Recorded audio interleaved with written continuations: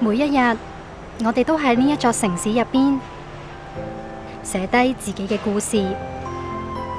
你對澳門嘅明天有啲咩嘅期盼呢？特區政府正編製2027年施政報告，要勾勒出完善嘅施政藍圖，需要每一個你嘅參與。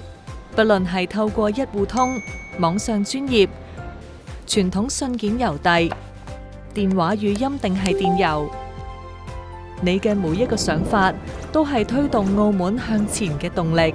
2027年施政報告意見收集，由8月24日至9月23日，匯集民智民意，攜手共創未來。